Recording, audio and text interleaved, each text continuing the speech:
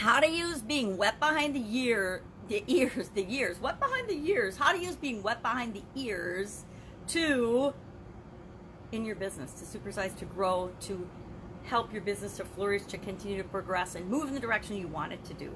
Sharon Horne-Ellstrom here with another interesting idiom. What does it mean? Where did it come from? And how might you be able to apply it to your business today, right now, no matter what's going on in your business, no matter if your business is shut down, if your business is pivoting and changing and growing and responding to the current pandemic and the situation that we're in, or whether your business is just exploding and growing because you're in one of those industries, one of those areas that you're experiencing super growth, and you're actually having your systems and processes and procedures and ways of always doing things taxed because there's so much growing and so much going on with your particular business or industry.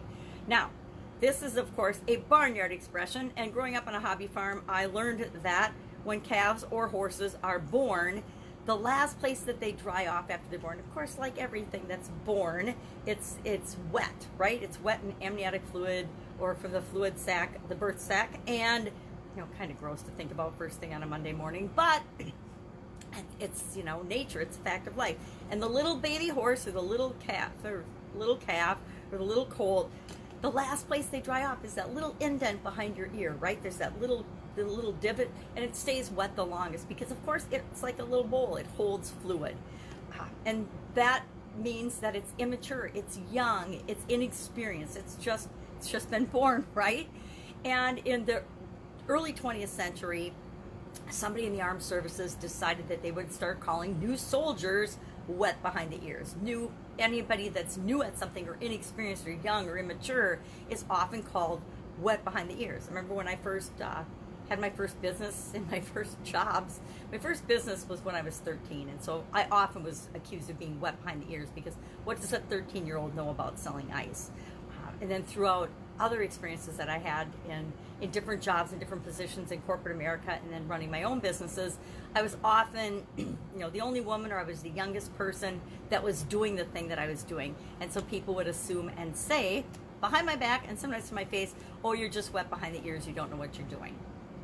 And I learned over the years that it doesn't matter how new you are at something. If you're willing to learn and figure it out, if you're willing to do what it takes to get the job done, to get the result that you're looking for, it doesn't matter how much experience you've had, or how young you are, or anything else for that matter. I learned early on, there's a couple of things that this idiom brought to mind for me with respect to our businesses. Number one, during COVID-19, all of us are feeling wet behind the ears. We're all traversing new territory. We're doing things we've never done before. We're doing things we've done before in all new ways. We're solving problems and working with people in ways we've never even imagined that we would be working with them. We are actually having to step up our game and find new, different, better levels and ways of serving and solving problems for the people that we've been serving all along. I was talking to my daughter, and it's really interesting that the business and the company she was working for before she was let go during COVID has been talking for about a year of wanting to have like a concierge curbside delivery and service for their customers, but they hadn't explored it and they hadn't actually done it. And so now she said they're wishing that they had done it, because if they had, they would already have had that in place for COVID-19, and it would have had a much less dramatic effect on their businesses, which are all shut down right now. And there's a lot of businesses that are going through that, and they will. And guess what? The ones, I'm in Wisconsin, and we've just had our businesses start to open up again late last week and over the weekend. And of course, the city council hopped on it, as I am really proud of them. And they said, okay, yep, you get to open up according to the Supreme Court, but here's the guidelines you're going to follow. And they put some guidelines in place in terms of, people wearing masks, customers and service providers. I'm talking about my nail salon.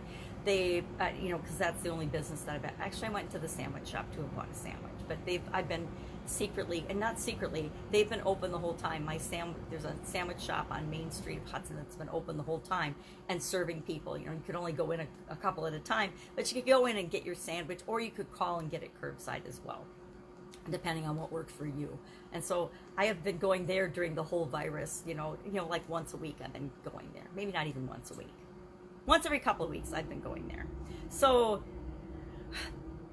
things are opening up. Things are going not back to normal. It's definitely not normal, but it's the transition period and a new normal. And we're all wet behind the ears with respect to that. But we still have to keep moving forward and focusing on what we can do, not on what we can't do. And that leads me to the second thing. So we're all in this together. We're all wet behind the ears, but we'll all figure it out if we decide that we're going to figure it out and look for what's possible. Look for the things that we can do, and look for the things that we're curious and excited about. Because whenever there's a change in any part of our lives or our world, there's good about it and there's bad about it. And we can focus, we get to decide what we're going to focus on. Are we going to focus on what's bad about it, or are we going to focus on what's good about it? I say, let's focus on what's good about it and keep progressing and moving forward in our business and in our lives. The other thing that it reminded me of, and it really reminds me of, is how we make hiring decisions, how we choose who we're going to bring into our organizations and to our businesses, and who we're not. I worked in a lot of corporations that have really strict hiring guidelines, right? You had to have a college degree, you had to have this amount of experience, 10 years of experience or whatever. And what I found in interviewing thousands of people, literally thousands and thousands of people I've hired throughout my career, because I'm up there in years and I've had a lot of chance to hire people, both for corporate jobs and departments and things that I worked for, as well as for my own businesses.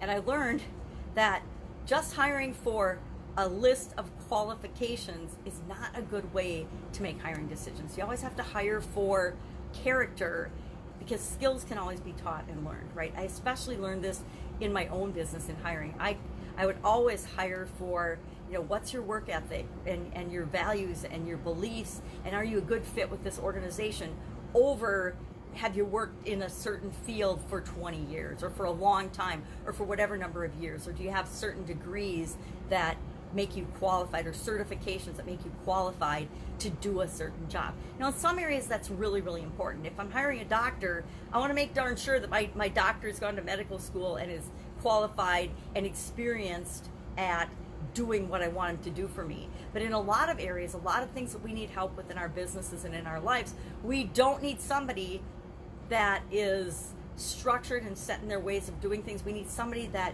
is got the characteristics that we need for that particular role.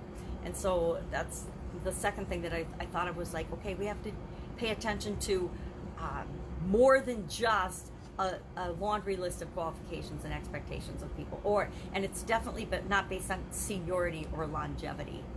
And then the last thing is, if we're wet behind the ears, we can use that to our advantage, right? It makes us, if we ask ourselves what else is possible, and when we bring young blood and new blood into our organizations, it often gives them the kick and the different perspective that we need when we're solving problems and looking for ways to provide more value in the world, and to provide more value, to find more ways to help and serve people via our organization.